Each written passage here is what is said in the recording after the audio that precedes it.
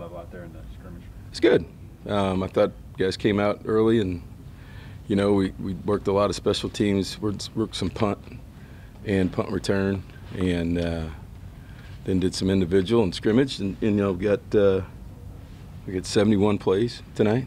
It was not as much as we're going to get Sunday, but wanted to get a look at it on day 6. Yesterday was our first day in pads, so just getting off the field, getting coaches off the field, had a play clock going, try to put a little bit more pressure on quarterbacks, and if there is some things to check and do things. And so really, more than anything else, it was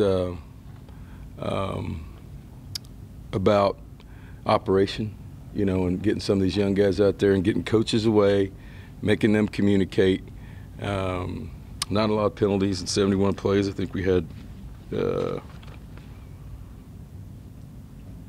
5 for the first scrimmage. It's not great, but it's not awful, because we played 3 different units for a number of snaps. So there's some positives because of that. And for the 6th day to not have a whole bunch of things going wrong. A lot out of the 3rd unit, of course, but we got a lot of work to do, and we get that. I think we left out of there just talking with everybody. The idea is to be better Sunday. We're going to do some things tomorrow and Saturday, and then come back Sunday night and have a bigger one. So putting guys in more situations and letting them play. And then we haven't really installed 2-minute with the younger guys yet, so we'll do that tomorrow. And then we'll have just about all of our situations, major situations covered: goal line, short yardage, 3rd downs. We've been working, and then 2-minute goes in tomorrow. So we'll be able to work all those situations all over the field Sunday night. What are your thoughts on Jamon so far through the preseason? He's been good. He was good in the spring. Continues to play well. Big, strong guy, and he's got good speed, and he's really, really talented, and he's got good demeanor. He can. We just keep pushing him to get better, and watch his weight a little bit, because he's he got back here to camp. He was 219, 218. He's got to stay probably around there, not over 220 this year. As it is, he's a young guy. So being able to carry that, throughout for what he does.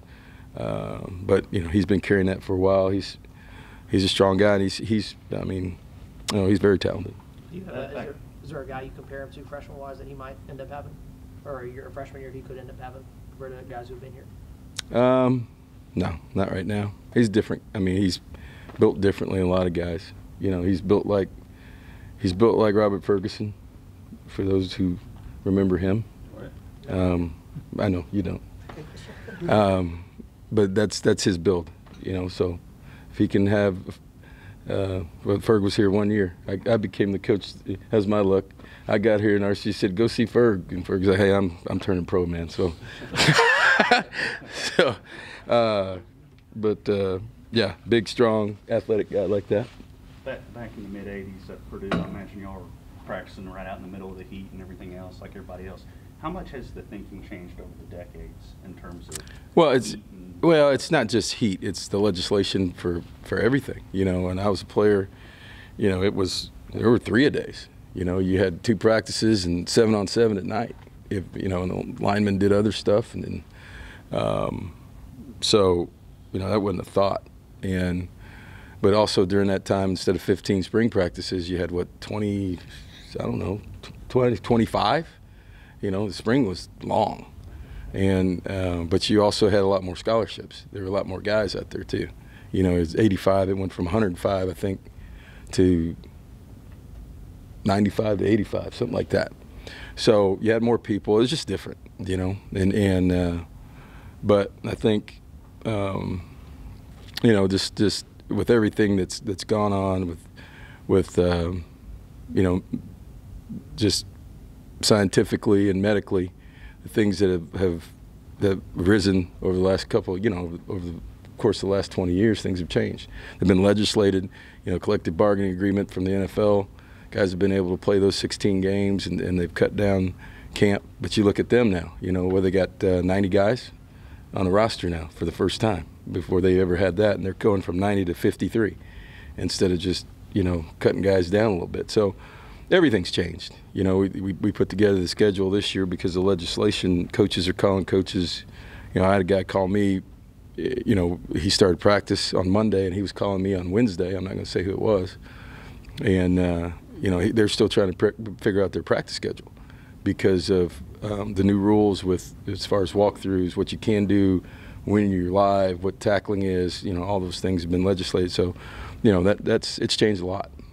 Guys like Nick and Jake at quarterback, have you noticed anything maybe that they may have picked up last year, sitting behind Trevor and kind of watching the way that he went about his business? Yeah, I don't know. I mean, you're in that room with Trevor, everybody picks up something. So, I don't know that there's anything specific. I know they don't run 4.5, either one of them. So I wish they picked that up. Does Kellen? Yeah, he wasn't in the room. Clemens, is he pads on? How's he done?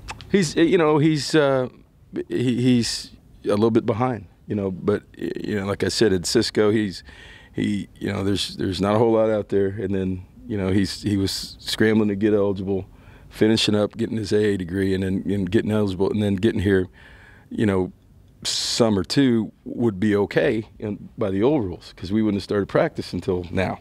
Would have gave him another week of strength and conditioning. You don't think that's a big deal, but it's big for us with you're lifting and running like that. So, the first week, with just to your point, Brent, the first week we had a heart monitor on him, and his heart rate was up real high. So you gotta watch that because it's telling you, he's not he's just wasn't in shape, the type of shape that these other guys have been since they've been here for 7 weeks. And really, yesterday, our sports science staff said, hey, look, his heart rate was good yesterday. He's starting to get in the flow of things. That could be anxiety. It's a combination. Like anytime you go, my blood pressure's higher at the doctor than, than it is at home. So, or when I'm around here. Well, not around here. It's pretty high around here too. But it could be anxiety. It could be a number of things. But, yesterday, from a heart rate standpoint, he was really close to where everybody else was. So that tells us he's, two things to me, that he's starting to become more comfortable and he's getting in better shape. And so, when that happens, I think things come to you a little bit easier. And he needs as much of this as we can get. He needs to be, we need live snaps, we need speed. And, the technique is, he's a little rusty, he's real raw.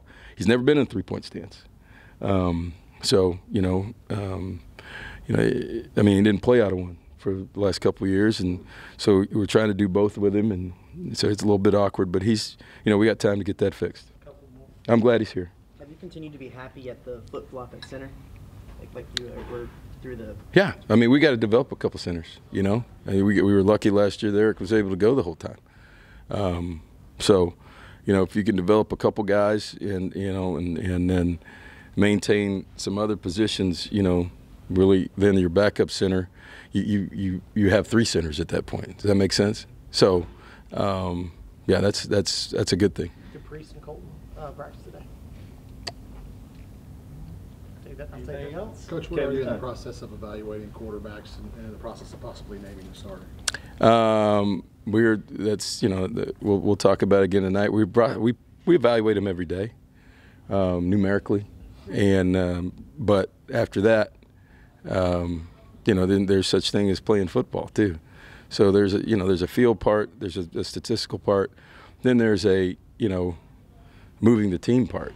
And certain things statistically don't show up. May not be your fault. Guy might run the wrong route. Guy might get forced out. Might get a lot of different things. So, Noel and I eat lunch every day together in his office, and then we have our discussion, and then we leave. So it's an ongoing process. The way the schedule sets up, we've got, this was the first opportunity. We got another one Sunday night.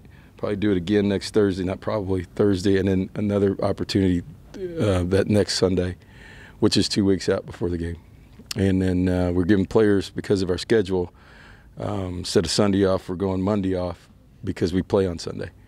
So trying to get him used to playing, you know, practicing on Sunday and doing that. So, you know, 2 weeks out, you know, we probably, in the past, it's probably where I've been at the latest. So that's probably where that is. 32 years for Dave South. Yeah. Mine just. Well, you know, I shouldn't tell you this, but I kind of let the cat out of the bag when I wished him happy birthday that day, because I was on the phone with him talking about, you know, he just let me know and wanted me to know before it got out. And you know, it's, you know, I've been on both sides of it. You know, I've been a fan here as assistant coach, and then being at Oklahoma for 5 years and listening to it, and then coming back here. You know, he's a good friend. You know, we spend a lot of time on the radio show. Does a great job of getting the really bad questions out of the way for me, taking bullets, killing time sometimes after bad games. Yeah, filibuster. I love it. So the new guy better be pretty good. He's got a tough. But he shared a good story with me today. He's like, you know, we talk about, you know, when you get home, you know, who are you? And he said, you know, today it's a great time. He said, I'm getting all these calls from all these people from all over the world congratulating me and about everything. And his wife just walked in, and he's like, man, can you believe all these people calling? And basically she was like, Dave, you know, can you get the dishes washed? You know, something like that. Take the trash out. It's just who he is at home. So he's great. I mean, it's a big deal, you know, and you know, it's good when a guy like that is you know, travels with you, do a lot of things with you, and you know, he's put in a lot of time here, had some great calls, and like he said, he just felt like it was time. And you know, time comes for everybody, but it's not like if he wants a sideline pass or somewhere to sit, I think we're going to be able to find some place for him, right? All right? Thanks, Coach. You bet.